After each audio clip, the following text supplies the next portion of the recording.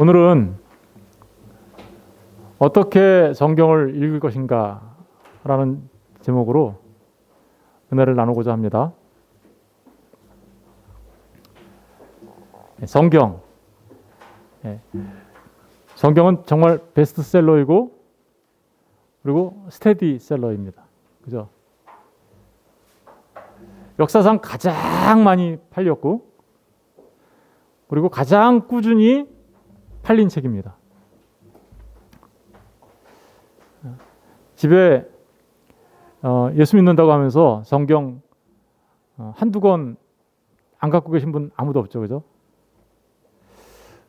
저도 보니까 이 성경이 지금까지 몇 권을 제가 봤는지 모르겠어요. 근데 제가 이 세수망교회를 개척 설립하게 하신 하나님께서 저에게 이제 새롭게 성경을 그때 이제 주셨는데 이게 지금 4번째 성경이에요. 그러니까 지금 제가 갖고 있는 성경도 그 전에 갖고 있는 것까지 합치면 굉장히 많아요. 저희 집에 제 방에도 많고 성경이 이제 낡아가지고 이제 그렇게 됐는데 그러니까 성경이 굉장히 많이 팔리죠. 그리고 계속해서 복음을 전하니까 꾸준히 팔립니다. 그런데 그 책을 산 사람들에게 정말 많이 읽힐까요? 아니, 산 사람들이 그 하나님의 말씀 성경을 꾸준히 읽을까요?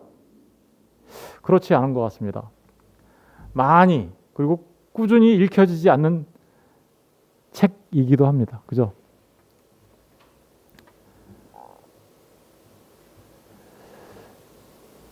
그런데 이 성경은 그럼에도 불구하고 너무나 중요한 책입니다. 이 성경은 양날의 검과 같습니다.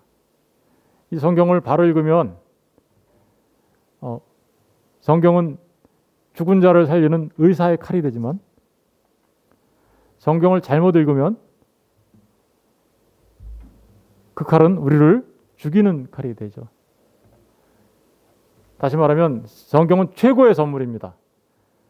왜냐하면 하나님이 하나님을 우리에게 알려주시기 위하여 계시해 주신 책이기 때문에 그렇죠. 그래서 그 책을 알고 하나님을 알면 생명의 책이 됩니다. 우리에게 약이 되는 거죠. 그런데 어떤 사람에게는 이 책이 심판의 책이 됩니다. 멸망의 책이 됩니다. 독이 됩니다. 저와 여러분에게는 성경이 어떤 책입니까? 저는 저와 여러분 모두에게 이 성경이 여러분의 생명의 책이 되기를 먼저 주님의 이름으로 간절히 축복하고 기도합니다. 그런데 이 책이 우리에게 생명의 책이 되느냐 아니면 그렇지 아니한가는 성경을 어떻게 읽는가에 달려있기도 합니다. 사실 성경을 잘못 읽어서 성경에 대한 오해와 왜곡이 최다 이단을 탄생시켰어요. 그죠? 기독교만큼 이단이 많은 다른 종교가 있나요? 기독교만큼 이단이 있는 종교 없지요? 기독교만큼 종파가 많은 종교가 있나요? 없지요? 모든 종교 중에서 가장 많은 오해와 왜곡을 통하여 모든 종교 중에서 가장 많은 이단과 가장 많은 종파가 있는 것이 왜 그럴까요? 그것은 바로 성경을 오해하고 곡해하기 때문에 그렇습니다. 수없이 많은 이단들이 나왔죠. 우리가 눈에 보이는 이단들은 사실은 두렵지 않아요. 그런데 정통인 줄 알았더니 그 내용과 가르침을 보면 이단인 경우는 정말 우리가 구분하기 힘들겠죠. 기복주의, 신비주의, 자유주의, 영지주의, 번영주의, 성공주의, 긍정주의, 금욕주의, 율법주의, 반율법주의 인본주의. 제가 여기다가 더 많은 걸 넣을까 하다가 화면이 부족해서 못 넣었어요. 저기는 단어들의 의미를 아시겠습니까? 저 단어들이 갖고 있는 내용은 성경을 왜곡하고 곡해했다라는 뜻이에요. 사실은.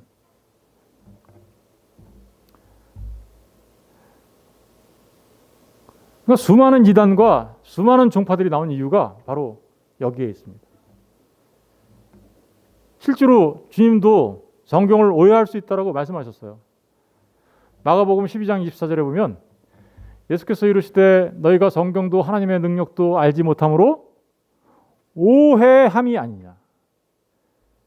그러니까 성경을 오해하면 어떻게 해요? 하나님도 알지 못하는 것이 되는 거죠. 성경을 오해하면 그래서 하나님의 뜻에서 벗어나게 됩니다. 이 말이 언제 하신 거냐면 이런 때 하신 거예요. 한 여자가 있었어요. 한 여자가 있었는데 한 남자와 결혼을 했어요. 결혼을 했는데 이 남자는 그 집안의 맏아들이었어요. 그런데 이 맏아들이 죽어버렸어요. 그러자 이스라엘은 이런 제도가 있었어요. 어떤 제도가 있냐면 형사 수치제. 형이 죽으면 형의 아내를 동생이 결혼을 해요. 동생이 결혼해서 형의 자녀를 낳으면 형의 자녀로 하는 거죠. 그래서 대가 끊이지 않도록 하는 거예요. 그런 제도가 있었는데 그래서 형이 죽으면 동생이 결혼을 하고 또 동생 또 죽으면 어떻게 해요? 그 밑에 동생이 또 결혼을 하게 되는 거죠. 이걸 갖다가 이스라엘의 독특한 형사주체라고 하는데 한 여자가 그렇게 결혼을 했는데 형이 죽고 그래서 둘째가 죽고 셋째가 죽고 넷째가 죽고 다섯째가 죽고 여섯째가 죽고 일곱째가 다 죽어버렸어요. 그러자 한 사람이 예수님께 나와서 물어본 거예요. 예수님, 천국에 가면 이 여자는 누구의 아내가 되는 거예요?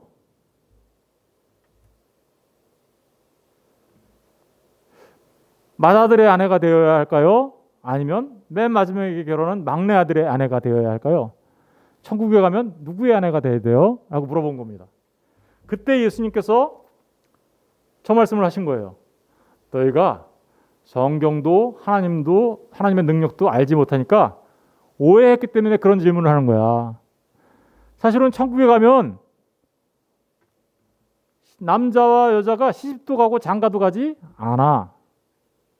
천국에는 시집 가고 장가 가는 일 없어. 마치 천사와 같아. 그런데 네가 성경을 잘못하니까 지금 나한테 그런 질문을 하는 거지. 그러니까 성경을 잘못하면 어떻게 해요? 네, 그리고 엉뚱한 질문을 하게 되는 거죠. 오해했다. 바로 그런 의미예요. 왜 이렇게 성경을 오해할까요? 그것은 미혹하는 영 때문에 그렇습니다.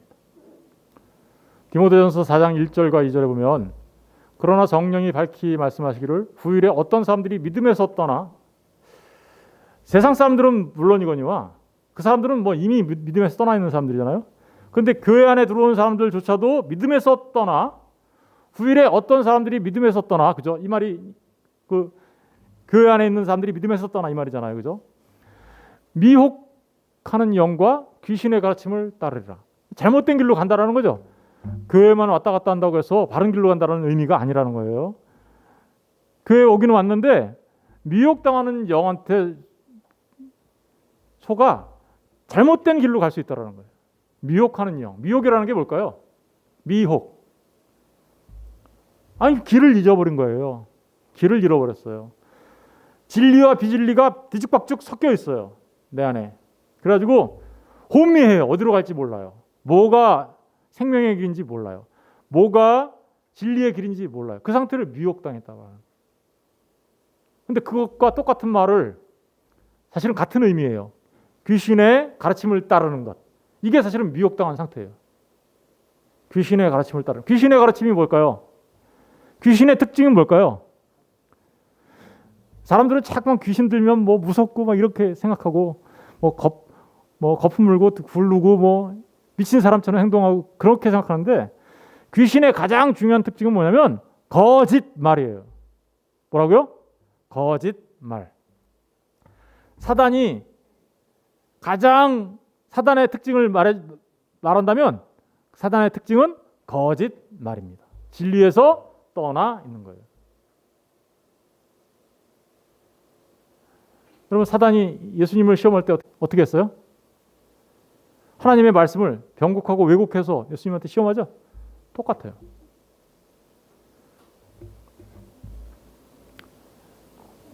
그렇게 미혹당하고 거짓말로 하나님의 말씀을 알게 되면 사실은 지옥 자식 됩니다. 마태복음 23장 13절 15절에 보니까 화 있을진저 외식하는 서기관들과 바리새인들이여 너희는 천국문을 사람들 앞에서 닫고, 여기 외식하는 서기관과 바리새인이라고 나오는데 이 서기관들은 어떤 사람들이냐면요, 성경을 필사하던 사람들이에요. 성경을 이렇게 옮겨 적어요, 그대로. 그리고 그것을 가르치는 사람들이었어요.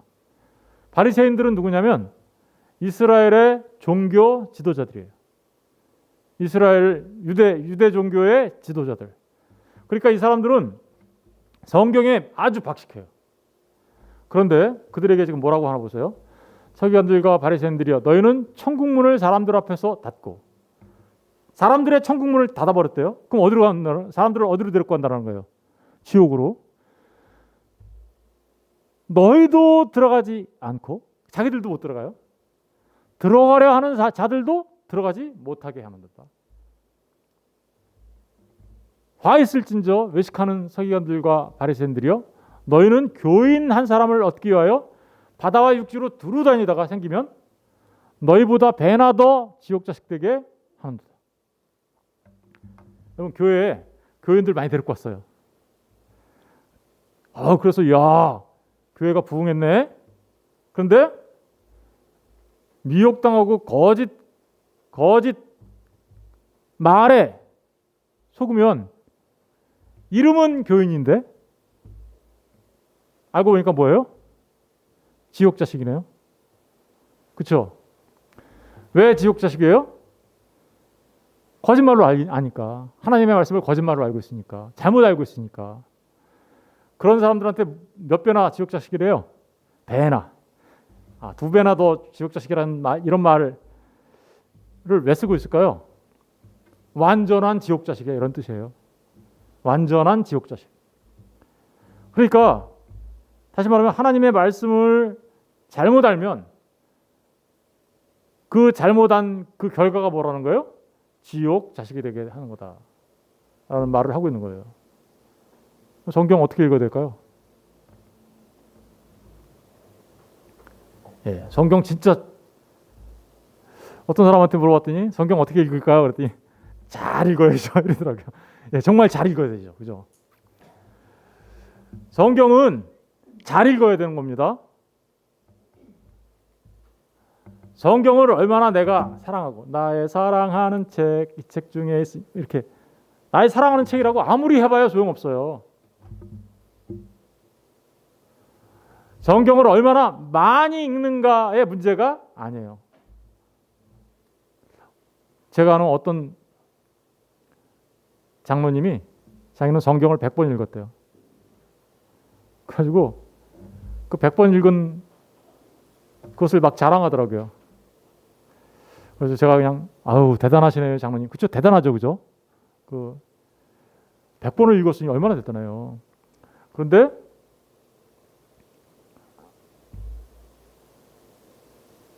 그 장로님이 저한테 이러더라고요. 목사님이 제 앞에서 설교 잘 못하세요 이러더라고요. 왜요? 그랬더니 제가 성경을 다 알기 때문에 목사님들이 틀리면 제가 뭐가 틀린지 다 아니까 목사님들이 약간 이렇게 쫄아서 잘 설교를 못한다고 그렇게 얘기하시더라고요. 그래서 대단하시네요, 장로님. 그러면서 제가 웃으면서 넘어갔지만 정말 그 장로님이 그렇게 성경을 많이 읽었지만 정말 하나님의 그 말씀을 진짜 알았다면 그런 말을 할 수 있었을까?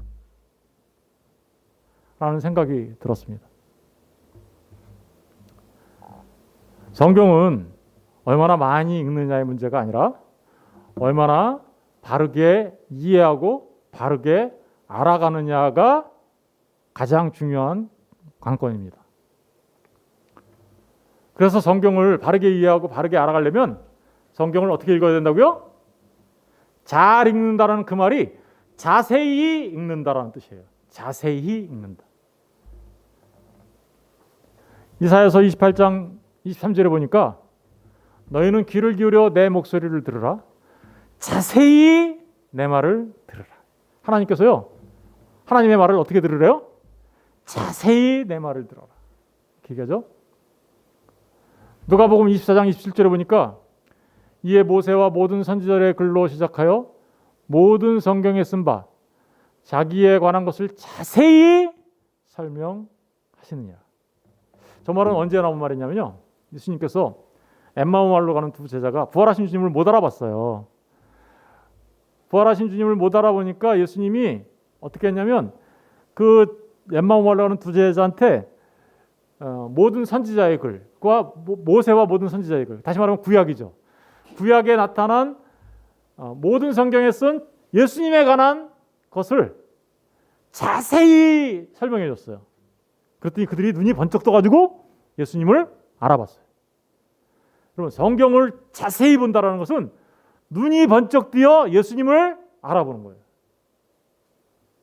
바로 그렇게 성경을 읽어야 한다는 것입니다. 베드로후서 1장 19절에 보니까 이렇게 기록하고 있습니다. 또 우리에게는 더 확실한 예언이 있어 어두운 데를 비추는 등불과 같으니 날이 새어 샛별이 너희 마음에 떠오르기까지. 성경을 읽는데요. 어두운 데 비추는 등불과 같아요. 그래서 성경은 어두운 데 비추는 등불과 같아가지고 날이 새어 샛별이 너희 마음에 떠오르기. 샛별이 누굴까요? 그렇죠. 예수님을. 샛별이 떠오른다는 얘기는요. 우리가 예수님을 말씀을 읽을 때 알아간다라는 뜻이에요. 그때까지 너희가 이것을 어떻게 해요? 주의하는 것이 옳으니라. 주의. 어떻게 읽으라는 거예요, 성경? 정말 자세히 주의하면서 읽어야 돼 라고 말하고 있죠. 그러면 자세히 주의하면서 읽는다라는 것은 무슨 뜻일까? 그러면 진짜 성경 어떻게 읽어야 될까? 이 부분에 대해서 우리가 생각해 봐야 합니다. 성경을 잘 읽느냐 못 읽느냐에 따라서 우리의 영원한 생명과 그렇지 않음이 달려 있어요. 그렇죠? 먼저 성경을 어떻게 읽어야 되는지 가장 중요한 성경을 읽는 우리의 스탠스, 다시 말하면 자세에 대해서 말씀드릴게요. 첫 번째, 가장 중요한 건 내가 성경을 읽을 때 신본주의로 읽을 것인가 아니면 인본주의의 입장에서 읽을 것인가예요. 무슨 얘기인지 아시겠어요? 신본주의가 뭐예요? 하나님 중심으로 읽을 것인가 아니면 나 중심으로 읽을 것인가 이런 뜻이에요. 그렇죠? 하나님 중심으로 성경을 바라다 보면서 하나님의 뜻을 알아가려고 하는가 아니면 성경을 읽으면서 나의 필요를 채우려고 하는가? 나 중심으로 읽을 것인가? 어떤 게 옳다라는 거예요? 하나님 중심으로 성경을 읽는 것이 하나님의 뜻을 알아가는 것을 위하여 성경을 읽어야 한다라는 것입니다. 한 7가지로 설명드릴 수 있는데요. 잘 생각해 보세요. 이 우주 만물을 창조하신 게 누구세요?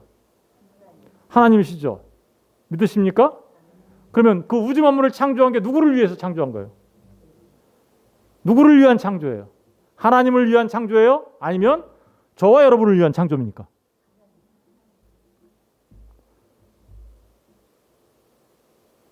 이 우주 만물은 하나님이 하나님 자신을 위해서 창조하신 거예요. 사람들은 그렇게 생각해요. 아, 하나님이 우주 만물을 창조해서 우리한테 주시려고 했지. 그게 바로 인본주의 사상이에요. 하나님이 우주 만물을 창조하신 것은 하나님의 영광을 위하여 창조하신 겁니다. 어떤 입장에서 봐야 돼요? 그렇죠. 아, 이 우주 만물 내가 존재하는 이유가 하나님의 영광을 위하여 존재하는 것이구나 라는 사실을 알고 성경을 읽어야 한다는 거죠. 누가 누구를 위해 존재해요? 그렇죠. 하나님이 우리를 위해 존재하시는 게 아니라 우리가 하나님을 위하여 존재하게 된 거예요. 하나님의 창조의 손길에 의해서.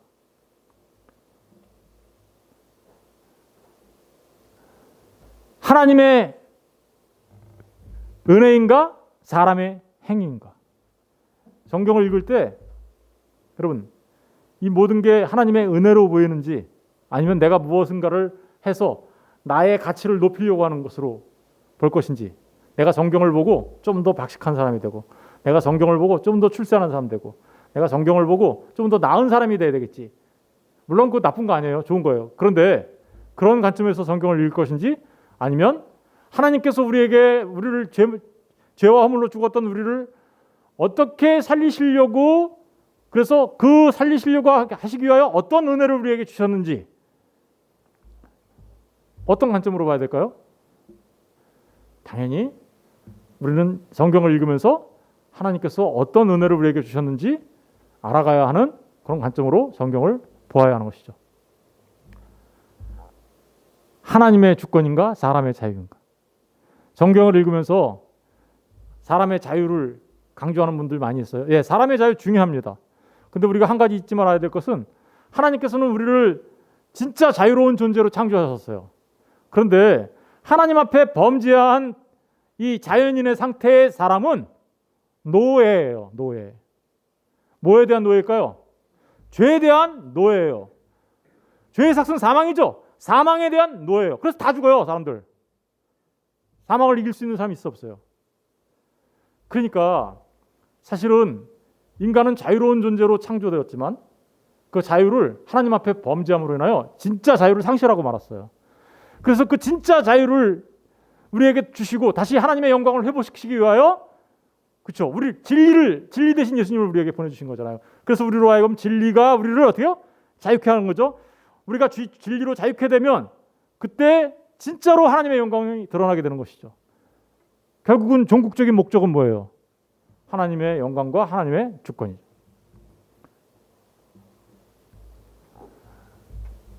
그렇죠. 같은 말씀을 드렸어요. 하나님의 영광인가 사람의 필요인가.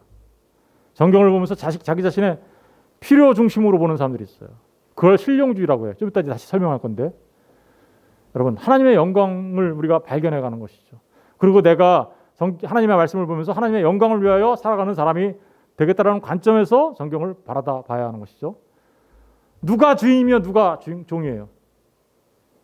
자꾸만 사람들은 성경을 읽으면서 하나님을 자신의 종으로 부려먹으려고 그래요.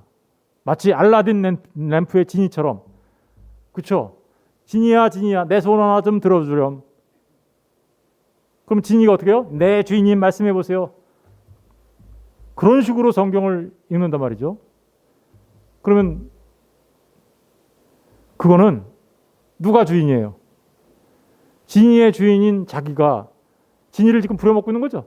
그런 식으로 하나님을 사람이 부려먹으려고 하는 거죠.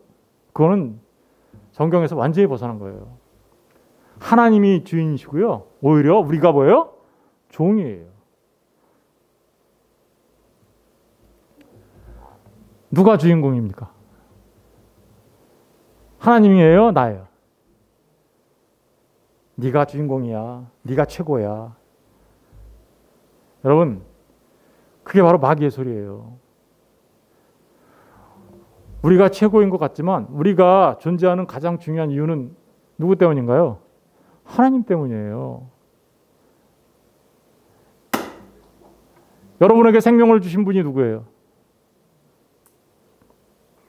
예? 하나님이시잖아요. 그렇다면 누가 주인공인지 아시겠죠? 사람들은 그렇게 생각해요. 당신이 기적의 주인공이라고. 당신이 병이 나을 수 있다고. 당신은 부자가 될 수 있다고. 성공할 수 있다고. 그런가요? 기적의 주인공이 사람인가요? 아니시죠? 기적의 주인공은 하나님이세요. 하나님의 주권을 철저하게 인정하고 하나님의 영광을 위하여 하나님께서 어떤 일을 하셨는지 그것을 알아갈 수 있도록 우리에게 주신 책이 뭐예요? 성경이란 말입니다. 요한복음 3장 30절에 보면 그래서 이렇게 하고 있어요. 그는 흥하여야 하겠고 나는 쇠하여야 하리라. 보세요. 그는이 누구예요? 예수님은 흥해야 되고 나는 어떻게요? 쇠. 예수님 하나님의 진리 대신 예수님이 내 안에서 내가 점점 진리가 되어가면 내 안에서 누가 흥한 거예요? 예수님이 흥한 거고 나는 죽는다라는 건 뭐예요? 쇠해야 된다는 건. 사실은 저건 세례 요한이 한 말이긴 하지만 나는 점점 어떻게요? 내 사람의 생각, 내 가치관 이런 거 버리고 온전히 하나님의 말씀에 순복하며 순종하며 살아가는 그 모습을 말하는 거죠. 마가복음 8장 34절에도 누구든지 나를 따르거든. 예수님이 하신 말씀이에요. 누구든지 예수님의 제자가 되려거든 이런 말이에요. 자기를 부인하고 자기를 부인하라 그러잖아요. 어디 저기에 내가 최고야 이런 말이 어디 있어요? 천상천하 유아독존이라고요? 그게 바로 마귀가 하는 말이죠.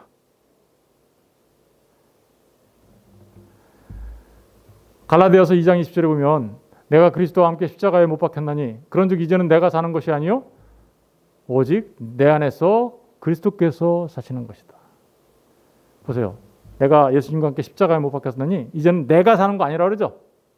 나 중심이 아니죠. 누구 중심이에요? 예수 그리스도 중심. 나의 주인은 예수 그리스도시라고요. 예수 그리스도로 내가 진리가 되어 살아가는 사람들, 그 사람들이 하나님의 사람들이에요. 이제 내가 육체 가운데 사는 것은 나를 사랑하사 나를 위하여 자기 자신을 버리신 하나님의 아들을 믿는 믿음 안에서 하나님의 아들을 위하여 우리가 살아가는 거예요. 두 번째로 우리가 성경을 읽을 때 가져야 되는 중요한 자세는 말씀 본래의 뜻이 무엇인가를 알아갈 것인가 아니면 나의 필요를 생각하며 나의 필요를 채워주는 말씀으로 이해할 것인가예요. 기록된 말씀의 본래적 의미와 그 뜻을 찾을 것인가 아니면 사사로이 풀어 이 말씀을 이해할 것인가. 그렇죠? 어떻게 해야 될 것 같아요? 기록된 말씀의 본래적 의미를 찾는 게 맞는 거겠죠? 그렇습니다. 그런데 수많은 사람들이 사사로이 하나님의 말씀을 이해합니다. 사사로이는 안 되는 거예요. 사사로이는 어떻다고요? 안 됩니다. 오늘 본문의 말씀이죠. 먼저 알 것은 성경의 모든 예언은 사사로이 풀 것이 아니니. 성경의 모든 예언은 어떻게 푼다고요? 사사로이 풀 것이 아니다. 그럼 사사로이라는 말의 뜻을 알아야 되겠죠. 사사로이라는 말은 헬라어로 이디오스라고 합니다. 이디오스인데 이 이디오스는 영어로는 이디옷이라는 뜻이에요. 백치. 그죠? 근데 사실은 진짜 백치라는 의미가 아니에요. 뭔가를 선택할 수 있다라는 의미예요. 근데 그 사사로이 이디오스라는 말의 그 사전적 의미를 찾아보니까 자기 자신의, 그러니까 사사로이 푼다라는 건 뭐예요? 자기 자신이 푸는 거예요. 자기 자신에 속한 것. 사사로이 푼다는 건 뭐예요? 자기 자신에게 속한 자기 견해로 푼다라는 거예요. 개인적으로. 더 중요한 뜻이 있는데 자기의 본성, 자기의 성격, 자기의 목표. 내 목표가 있어요. 내가 뭔가를 하고 싶어. 그러면 성경 말씀을 그 목표를 이루는 데 사용해. 그럼 성경 말씀이 하나님의 말씀이 아니라 뭐가 된 거예요?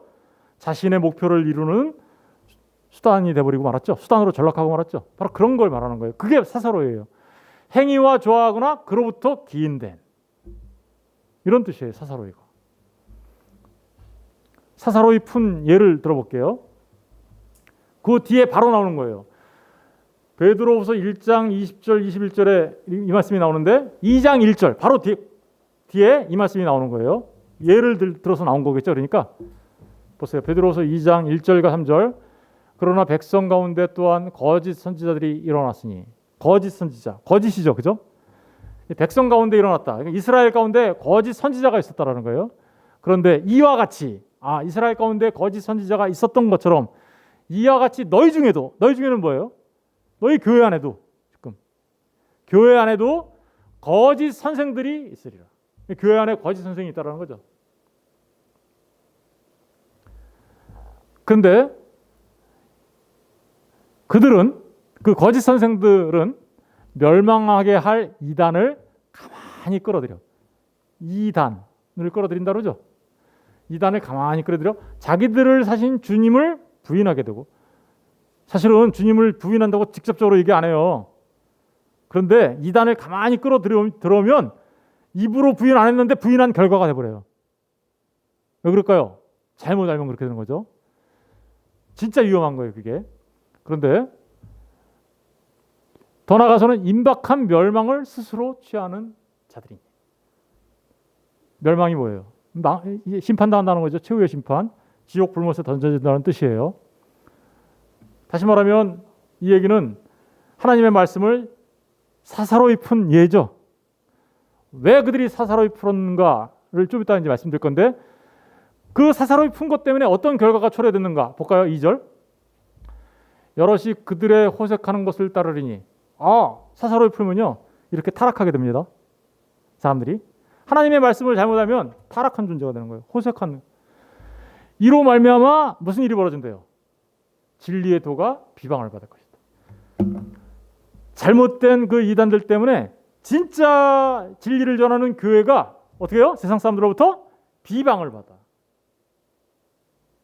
지금 실제로 일어나는 일이죠, 이거. 그래요, 안 그래요? 진짜 참된 신자들이 있는데 그 참된 신자들이 가짜들 때문에 비방을 받아. 똑같이. 싸잡아서 세상은 욕합니다. 구분 못하니까. 같은 물이라고 생각하니까. 그런데 이런 일들이 왜 일어나는가? 3절에 나오죠. 그들이 탐심으로써 지어낸 말을 가지고. 거짓말한다 그랬잖아요. 왜 거짓말을 할까요? 탐심으로써 지어낸 말을 가지고 너희로부터 어떻게 해요? 이득을 삼으니. 그러니까 뭔가 이득을 위해서 거짓말을 한다라는 거예요. 그들의 심판은 예적부터 지체하지 아니하며 그들의 멸망은 잠들지 아니하라. 여러분, 그러니까 사사로이 하나님의 말씀을 푸는 자들의 목적은 뭐예요? 사람들을 속여서 이득을 취하는 데 목적이 있어요. 그게 바로 사사로이 푼다라는 말의 의미예요. 이단이라는 말이 있었죠. 이단, 그죠? 이단이라는 말의 뜻도 이런 뜻이에요. 하이레시스라고 하는데요. 이 하이레시스라는 말은 종파라는 뜻이에요. 그래서 수많은 종파가 일어난다고 했잖아요, 그죠? 종파가 생겼고요. 이단들 때문에 그래요. 이단들 때문에. 학파는 좋은 의미로서 갖고 있는 거지만 종파라는 의미하고 비슷한 의미로 쓰인 거예요. 당파, 분열되고 나눠져요. 그래서 오늘날 기독교가 이렇게 분열되고 쪼개지고 나눠져 있는 거예요. 왜 기독교는 왜 이렇게 많아요? 네, 그렇죠. 왜 이렇게 교단도 많고.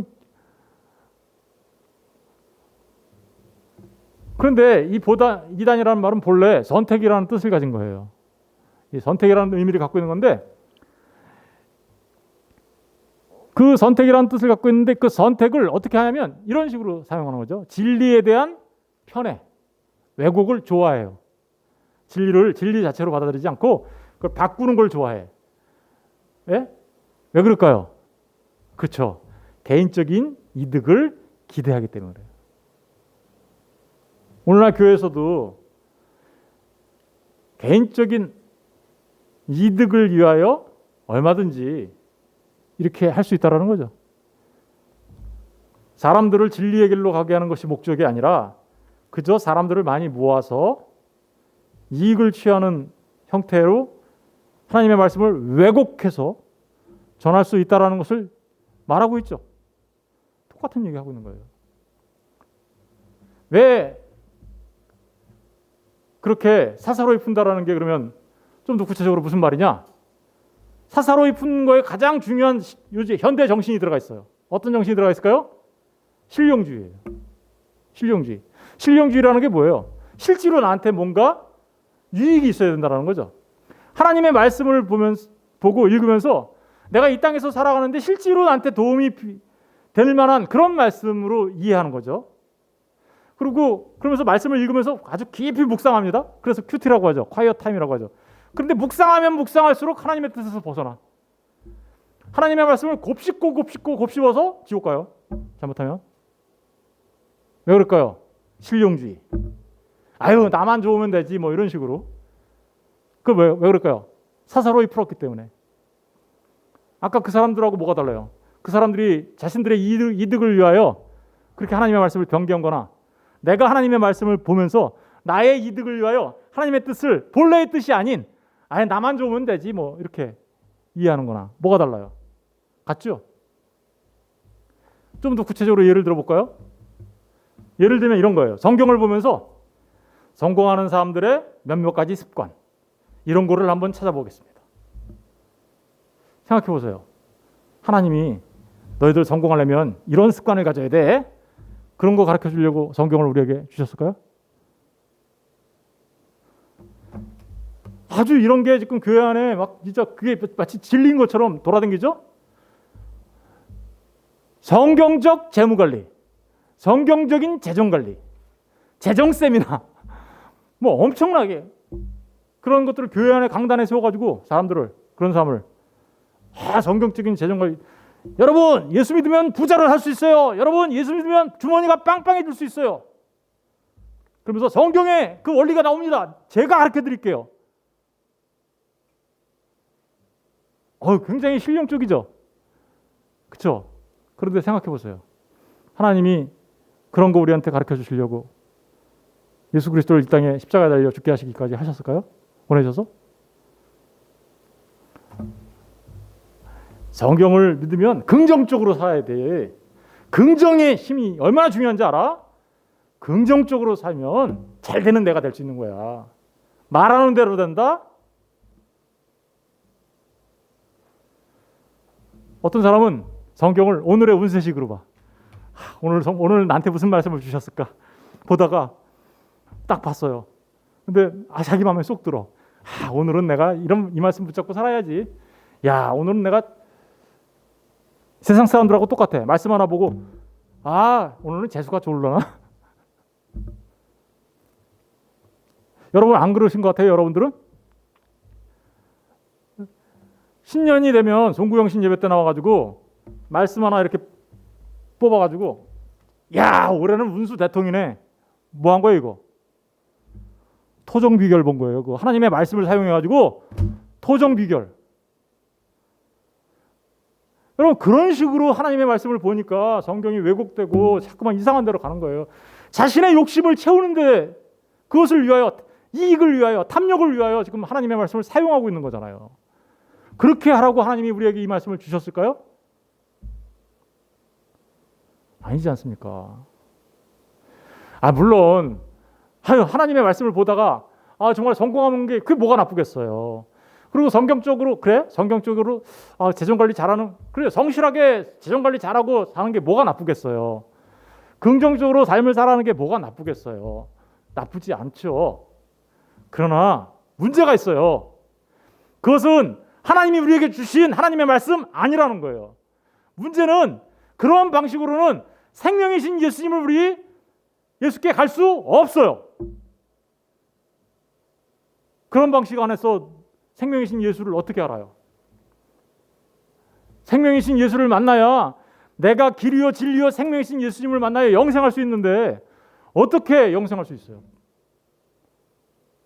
생명이신 예수께로 가는 길과 그렇게 하는 것은, 그렇게 성경을 보는 것은 거리가 먼 것입니다.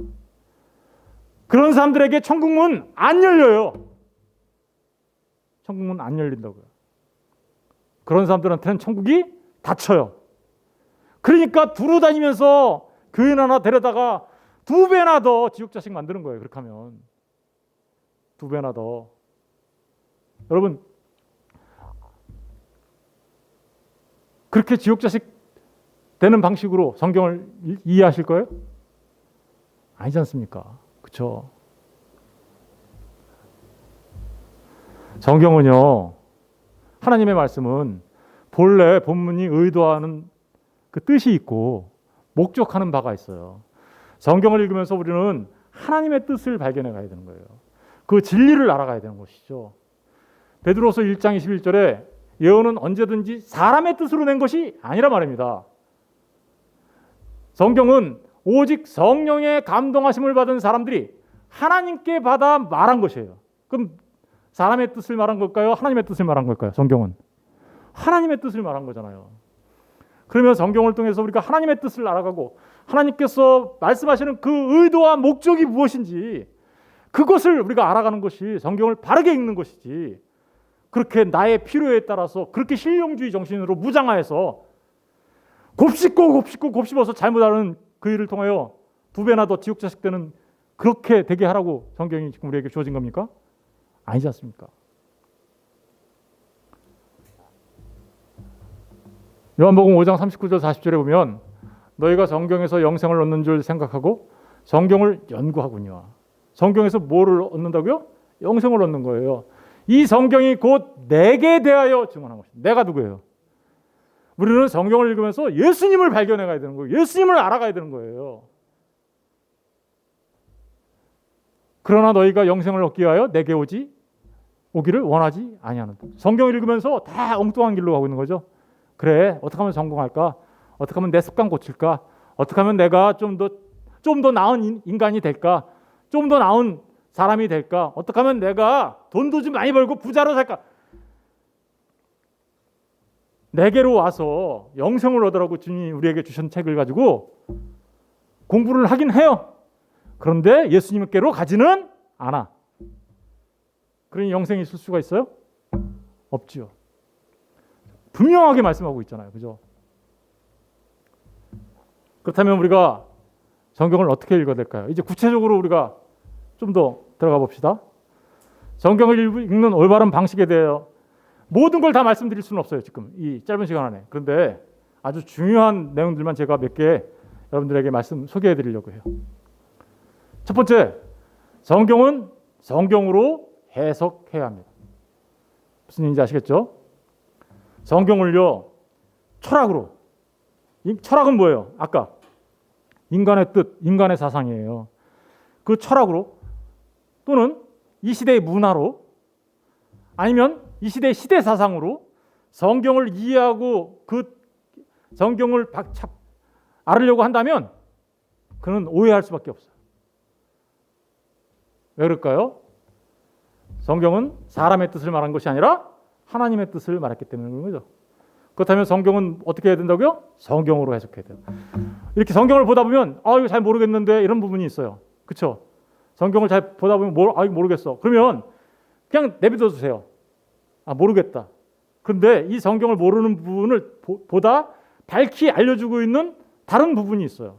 그러면 그걸 가지고 이 성경 본문을 이해해야 해요. 무슨 얘기인지 아시겠죠? 좀 애매모호하네 뜻이. 그런데 다른 데 봤더니 분명하네 이게. 이렇게 해서 이해해야 되는 거예요. 성경이 성경을 해석하는 거예요. 다른 그 무엇으로도 해석하는 것은 사람의 뜻이 들어갈 수 있는 거죠. 두 번째, 신약과 구약을 함께 읽어야 돼요. 나는 신약만 너무 좋아. 신약은 너무 좋은데 구약은 잘 모르겠어. 그러니까 구약은 안 읽고 신약만 열심히 읽을래. 잘못된 성경 읽기예요. 여러분, 구약 성경은 물론 미완결의 책이에요. 왜냐하면 완결된 거 아니에요. 누구에 의해서 완결되는 거예요? 예수 그리스도에 의해서 완결되는 거죠. 그 완결은 신약에 의해서 완결이 돼요. 그래서 계시가 점진적으로 됐다고 하는 거죠. 맨 처음에는 조금 보여주다가 하나님을 조금 보여주다가 점점 구체적으로 보여준 거죠.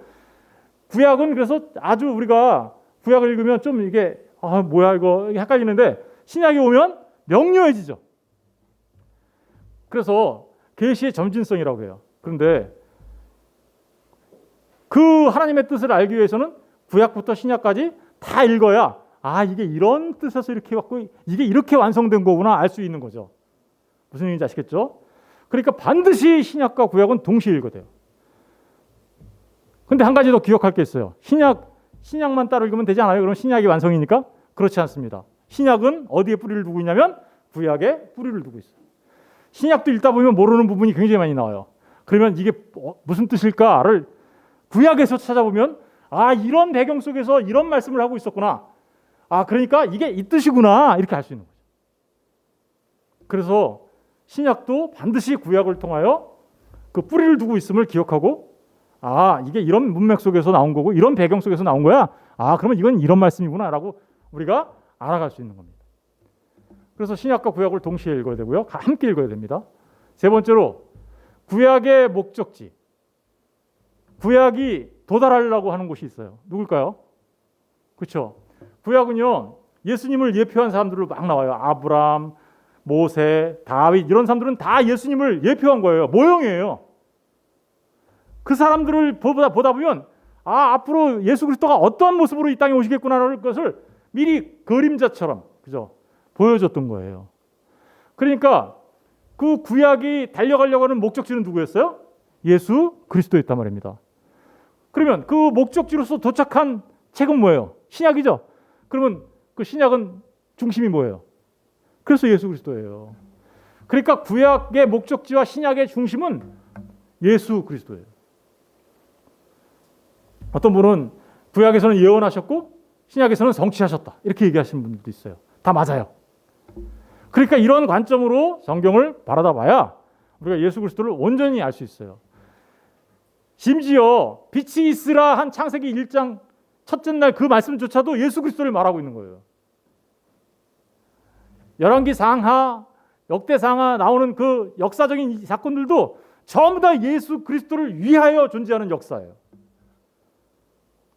그렇기 때문에 우리는 구약을 보든 신약을 보든 예수님을 발견할 수 있어야 하는 거예요. 아까 우리 날이 새어 샛별이 어떻게 우리 마음에 떠오를 때까지 주의하여 봐라. 그 말을 하고 있는 거죠. 네 번째로, 그러니까 성경을 읽으면서 예수 그리스도 없이 읽으면 그거는 아무 소용없는 nothing이에요. 의미가 없어요. 예수 그리스도가 없으면 nothing.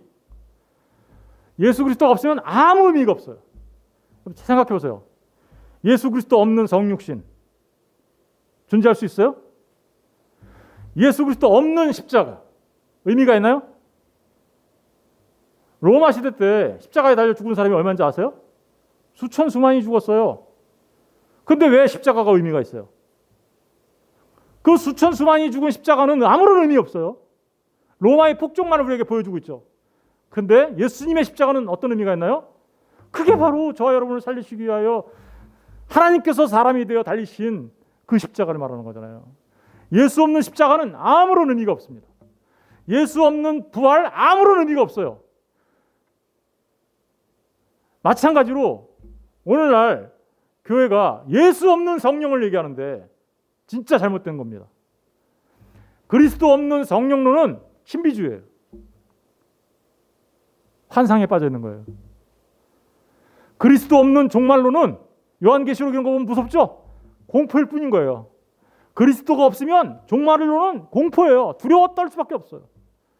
그러나 그리스도를 만난 사람들은요, 그것이 공포가 아니라 은혜가 되는 거예요. 무슨 얘기인지 아시겠죠? 그리스도 없는 우리 이렇게 살아야 됩니다. 저렇게 살아야 됩니다. 성경에서 이렇게 얘기하죠. 그 그리스도 없는 생활 규범은 율법주의예요.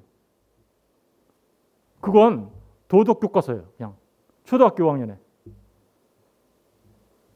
그런데 그 생활 규범이 그리스도가 없으면 그렇게 율법주의로 전락하고 말지만 사실은 그 생활 규범조차도 우리가 누구 때문에 그렇게 살아가야 되는 거예요? 예수 그리스도 때문에 살아가는 거죠. 내 안에 누가 있어요? 예수가 있으니 내가 예수로 살아가는 게 바로 우리의 삶의 규범인 거예요.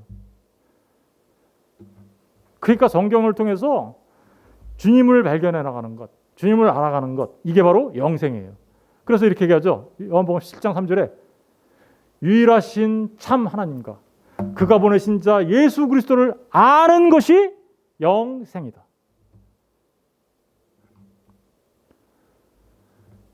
성경을 읽을 때 역사적, 문자적, 문법적 의미 속에서 그 본래의 뜻을 파악해야 합니다. 말이 좀 어렵죠? 역사적 의미라는 건 이런 거예요. 성경을 읽는데 하나도 이해가 안 돼. 왜 안 되는지 아세요? 가장 중요한 첫 번째 이유는 역사적 배경을 모르기 때문에 그래요. 아브라함이 어느 시대 사람이지? 이거 모르고 읽으면 이해가 될까요? 이스라엘의 역사를 간략하게 설명해 볼게요. 아브라함의 시대를 족장 시대라고 해요. 그 족장 시대가 끝나고 나면 아브라함의 후손들이 다 어디로 가요? 이스라엘 사람들이, 야곱의 후손들이 다 애굽에 가죠. 그럼 애굽에 가서 이제 종살이하죠. 그리고 거기서 나온 걸 뭐라 그래요? 출애굽이라고 그러죠. 족장 시대, 출애굽 시대, 그죠? 그리고 출애굽해서 나와서 가나안 땅을 정복하죠. 그 정복 전쟁하는 여호수아, 정복 전쟁하는 거잖아요. 이런 것들을 알면 이게 내가 지금 어디를 읽고 있는 거구나 알 수 있겠죠. 여호수아까지는 이제 그래도 이해하겠어요. 사사기는 뭐예요, 그러면? 사사기 이제 이런 성경 뒤에 성경 많이 나오죠? 그 사사시대라고 해요. 사사시대는 왕이 없던 때에 그죠? 사사들을 통하여 이스라엘을 통치해 나가셨어요. 왜 그랬을까요? 그 사사들을 통하여 누구를 알려주려고 우리한테? 보세요. 사사들이 하는 중요한 내용이 뭔지 아세요? 이스라엘이 하나님 앞에 범죄하고 타락해요. 그럼 하나님이 심판해요. 그럼 살려달라고 막 아우성 쳐요. 그러면 이스라엘 구원하는 사사가 딱 나타나서 짠하고 구원하죠. 누구 같아요? 하나님 앞에 범죄한 우리가 다 죽게 생겼어요. 하나님 살려주세요 했더니 누굴 보내주셨어요? 예수 그리스도. 그 사사들이 전부 다 예수님을 말하는 거예요. 삼손, 기드온 전부 다.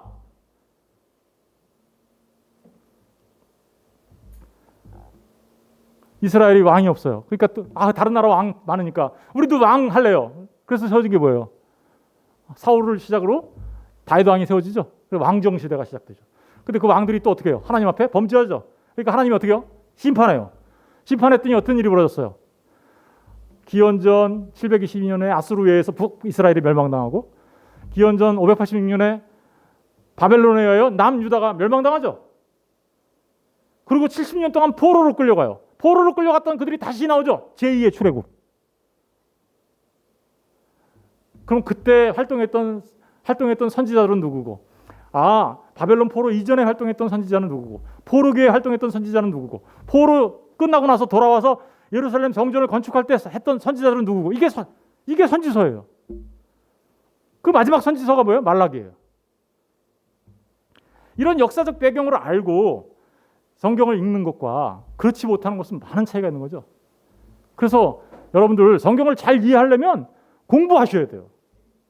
공부. 나 공부 싫은데. 여러분의 생명이 걸려 있는 거예요. 영원한 생명이.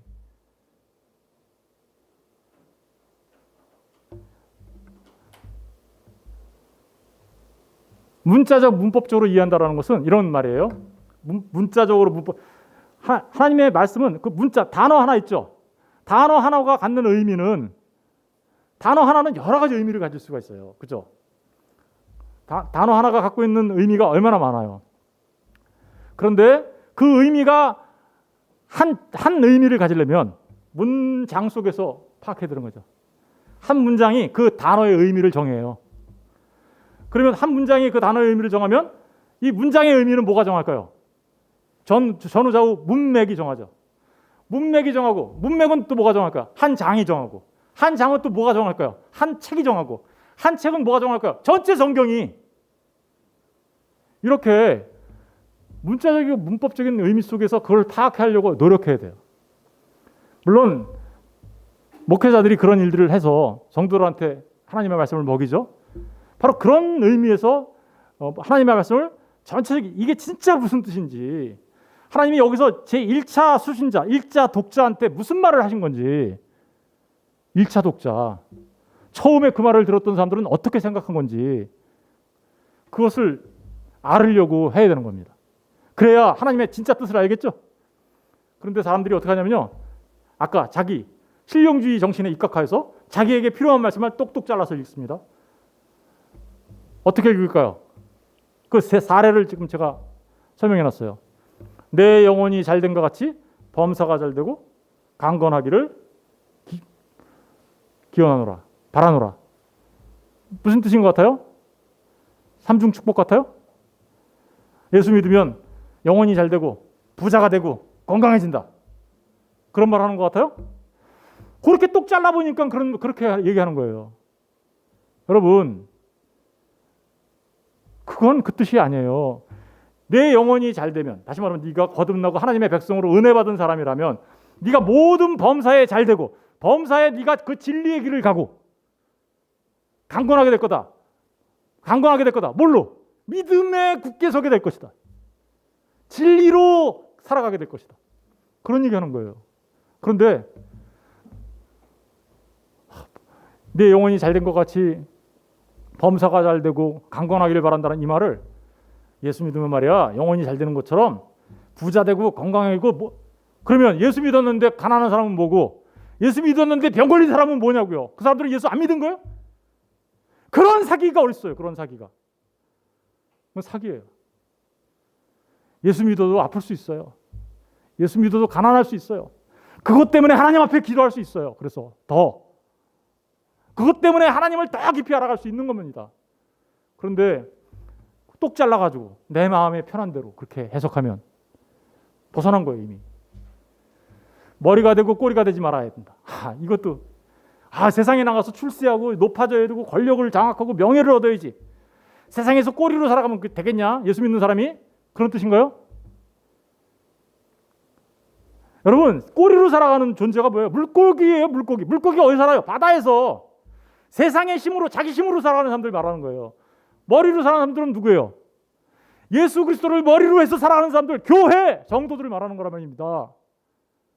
그런 얘기 하려고 신명기에서 얘기하는 건데 그걸 그냥 자기 욕심 채우려고 머리가 돼야지, 세상에서 떵떵거리고 살아야지, 이런 식으로 이해한다면 성경에서 어떻게 해요? 벗어난 거죠. 이미. 내 시작은 미약했으나 나중은 어떻게 해요? 안 말해도 다 아시죠? 창대해야 된다고. 기분 좋지 않아요? 사업하시는 분들은 너무 기분 좋죠. 가서 막 내 시작은 미약했으나 창대. 내 사업 앞으로 잘 되고, 그런 얘기 하는 건가요? 저게 하나님의 말씀 맞아요? 진리 맞아요? 저 얘기는 욥의 친구가 와가지고 나 너 잘못했잖아 그러면서 세상의 철학을 갖고 있던 욥의 친구가 욥한테 한 세상 철학 사상 이야기예요. 저걸 가지고 그걸 하나님의 말씀이라고 하면 그 자체가 뭐예요? 번영신학이에요. 그게 온 집안에 다 붙어있어. 액자로 만들어 붙어있고 가게에 가면 다 붙어있고 그냥 냉장고에 이렇게 써서 붙여놓고, 그게 성경을 토정비결식으로 내 욕심을 채우기 위하여 보는 방법입니다. 망하는 거예요. 그거 잘못하는 거예요. 내게 능력 주시는 자 안에서 내가 뭐든지 다 할 수 있다고. 여러분, 내게 능력 주시는, 예수 믿는 사람들은 슈퍼맨이 되는 겁니까? 그러면 내가 능력 주시는 자 안에서 뭐든지 다 할 수 있으니까 슈퍼맨이 돼야 되는 거예요? 여기 슈퍼맨 되신 분 없네? 그럼 여러분 예수 안 믿는 거예요? 그런 얘기하는 거 아니잖아요. 여러분, 저 얘기는 이런 얘기하는 거예요. 사도 바울이 내가 부유함에도 처할 줄 알고 가난함에도 처할 줄 알아서 내가 어떤 상황 가운데서도 하나님 앞에 만족하며 살아갈 수 있는 일체의 비결을 배웠노라, 이 말이에요. 하나님 앞에 내가 어떤 상황 속에서도 감사하며 살아가겠다, 그 말을 내게 능력 주시는 자 안에서 내가 모든 것을 할 수 있다는 그런 의미인데, 마치 저거를 슈퍼맨이 될 수 있어. 그는 하나님의 말씀을 완전히 왜곡하는 겁니다. 이제 말씀을 맺습니다. 성경을 바르게 읽고 이해해야 되겠죠. 그러니까 얼마나 중요합니까? 그죠? 성경을 바르게 읽고 이해하는 것은 우리의 영생이 달려있는 문제예요. 우리의 영생의 문제와 직결되는 겁니다. 많이 읽는 거 좋습니다. 많이 읽으셔야 돼요. 그런데 자세히 읽으셔야 돼요. 신중하게 읽으셔야 돼요. 바른 설교를 통해서 배워야 됩니다. 성경을 읽다 보면 하얀 건 종이요 까만 건 글씨가 얼마나 많아요. 그죠? 목사인 저도 그러는데, 저도 읽다 보면 이건 뭐 하얀 건 종이고 까만 건 글씨야, 이거 무슨 소리야 이거, 이런 때가 저도 많은데 여러분들이 오죽하겠어요. 읽다가 표시해 놓으세요. 이거 나 모르겠다 이거. 표시해 놓고 이거 목사님한테 한번 물어봐야지. 가서 물어보시든가. 아니면 목사님이 참 내가 읽은 말씀을 오늘 설교하시네? 얼마나 좋아요 이거. 그죠? 설교를 통해서 배워야 하는 것이죠. 예배하셔야 합니다. 여러분 진짜 예배하셔야 돼요. 예배. 여러분들이 성경을 연구할 수 있어요? 집에서?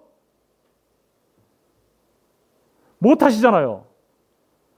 그 성경을 연구해서 바르게 가르쳐주라고 하나님께서 세우신 사람이 목사잖아요. 그러면 목사의 말을 입을 통해서 하나님의 말씀을 들을 수 있는 자리가 어느 자리예요? 예배란 말입니다. 그런데 그 예배를 하나님 앞에 영과 진리로 드리는 그 예배를 시간 나면 가야지. 오늘 나 바쁜데 다음에 가지 뭐. 여러분, 예배가 그렇게 하라는 게 예배예요? 예배는요, 여러분이 가장 귀하다고 여기는 그 시간에 나와서 드리는 게 예배예요. 여러분의 것 중에 가장 귀한 것을 구별하여 하나님께 드리겠다라고 하는 그게 예배자의 자세란 말입니다. 예배가 무슨 그냥 지나가다가 심심하면 아유 할 일 없으니까 나가봐야지 그런 것 같아요? 하나님이 예배를 그렇게 해놓으셨을까요? 여러분의 시간과 물질과 이런 모든 것들 가운데 가장 귀한 것을 구별하여 하나님께 나아가기를 하나님은 원하시는 거예요. 하나님이 여러분들한테 야 시간 좀 나한테 줄 수 없니? 야 네가 갖고 있는 거 나한테 좀 주면 안 돼? 하나님이 거지예요? 우주 만물을 창조하신 하나님이? 모든 곳의 주인이신 하나님이? 여러분의 마음을 받기를 원하시는 거잖아요.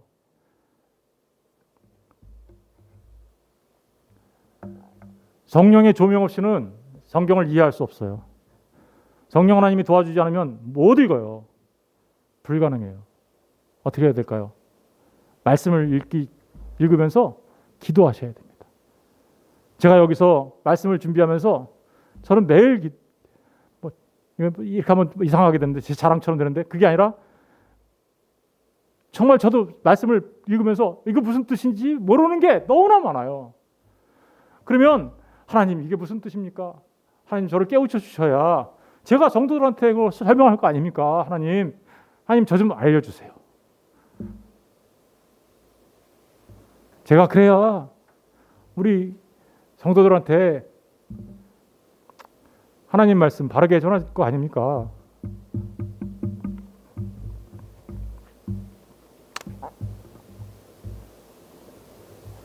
여러분들이 그랬으면 좋겠어요.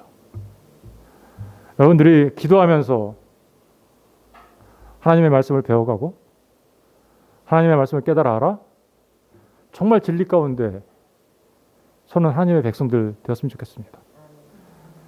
기도하겠습니다.